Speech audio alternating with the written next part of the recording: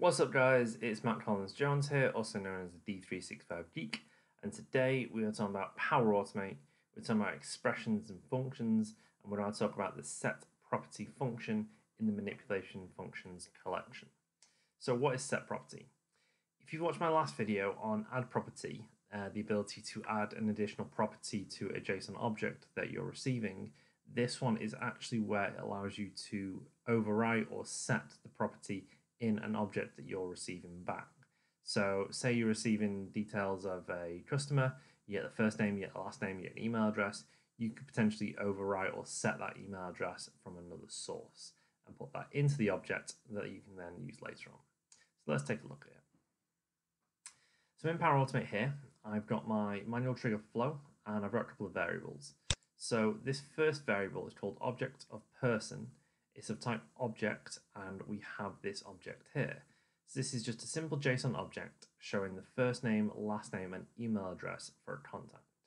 So we are going to use this, and we're going to set one of these properties to be a different value. So if I minimize that for a second, I'll keep that open. If I go down to our compose action down here, click on inputs, go over to expressions, scroll down until we get to the manipulation functions, and you can see down here there's a function called setProperty, and that has three parameters. It has an object that you're passing in, a property that we are setting, and the value of the property that we are setting. So it says returns an object with the property set to the provided value. So what that means is we are taking one of these properties, either the first, last, or email, and we're going to set the value that's associated with it. So we click on setProperty, goes into the expression editor. I can switch back to dynamic content. Then I can use the object of person, that's the one we're using. So this is the object that we're passing in. Add a comma, and then add a single quotation mark. And then we can add the name of the property that we're updating. So we'll update the first name. So we'll type first into here. Then we will add another comma. And we will change the name to, let's call him Barry. So Barry Herb. Once we're happy with that, we can click OK. That goes into the compose box down here, and then we can test this flow out. So click on test. I'll perform the trigger action, save and test. We will run the flow, click done, run successfully. So we can see that this first variable is initializing, and this is the object that we're getting. So first Dean, last Herb, email Dean Herb at Contoso. And if we expand the compose action, we can now see that we have updated the object to be Barry. So the first property, not the object. We're updating the object, and we're setting the parameter of the first name to Barry from Dean. Now what you'll also notice is that it has actually changed the order in which these appear. So what it's done is it's actually taken that property in the object, and it has moved it down to the bottom. So it was the first one, and now it is the last one. So that is one thing to be aware of with this function. Now this function also allows you to add it to child properties or node, like a child node of a object, for instance. So if we go back and we press that one and expand this one, we can see we have another variable here, which is another object, and this one has a parent property and child properties. So the parent is this person, and this is the person inside that child sort of property of this object. So I'm kind of very used to working with XML, so these things are nodes for me. It's a slightly different language in terms of objects, I believe. Feel free to correct me if I'm wrong. I'm not a developer, but yeah. So we have this parent object and these child objects. So we can set this in the same way in here. So we could do a similar thing. So if we go over to expression, we can type in setProperty. We can open a bracket, and then we want the object that we're passing in. So I'll pass in the child person. Now, next to that, we're just going to open some square brackets, and then we're just going to put in a single quotation mark, and we're going to type in the name of that parent object that we're updating, which is person. Then we're going to add a comma. Then we will change the last name this time. So we'll put single quotation marks and type last name. And then we'll change his last name to Rubble. So the reason we're putting this in here is this is specifying the parent property that we are then looking to update. So click OK. That goes into there, and we will test this out. So click test. I'll perform the trigger action, run the flow, click done, and then we can see here we have Fred Rubble.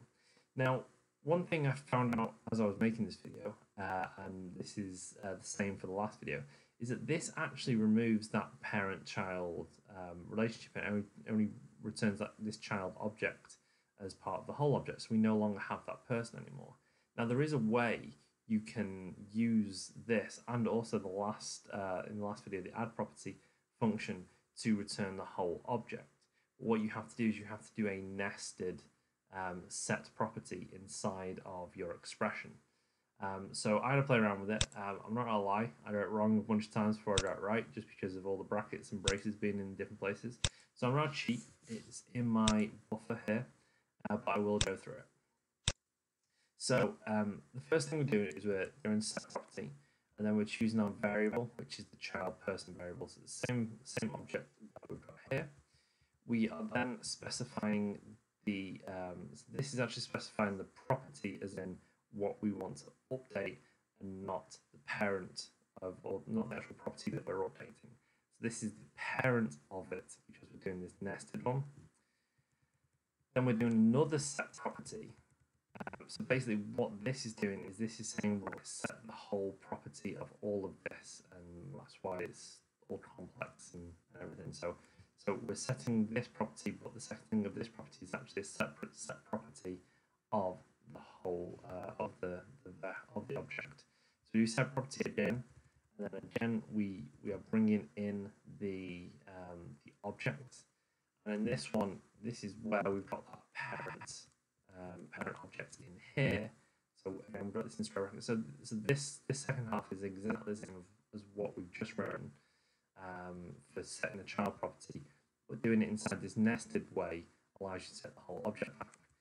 And then in this instance, we're changing the first name to Barry, and then we're closing off some brackets. So it seems a little complex, but it's not. The second half is exactly the same as what we've just done. It's only the first half that is different, where we're setting the property, and the property that we're setting is the person, which before was the child property and not the parent property of the child and not the whole thing. Hope that makes sense. It did a little number on my head, which is why I've put this to the keyboard buffer to make sure I got this right. So we click OK. Obviously it's invalid. I'll go get it from my Notepad++. Delete, add that in. There we go. Must have been some brackets or something that still wasn't working. Just put that in there. Hit test, and this should show you what I'm talking about. So I'll click done. I'll expand this, and here. So unlike that other run that we did, this is now brought through the whole object. So by adding that nested condition, you can actually bring back the whole object, not just the child part of it. So that's even more powerful than I thought it was, because before we were only getting that child part of it. You can actually nest these and bring back the whole thing, and it's the same thing with the add property in the last video as well. So I hope that makes sense, and I hope that was useful for you. So again, like the add property, I think this is very powerful. We can manipulate data, manipulate objects coming in. We can update them, we can set them, we can take data from other sources, bring those in, and then update these objects. So I think there's a lot of potential in this. But as always, I want to know what you guys use this for. Let me know in the comments down below. Please like and please share this video with your friends if you've not already. If you've not already, please subscribe to my YouTube channel, and I'll see you next time.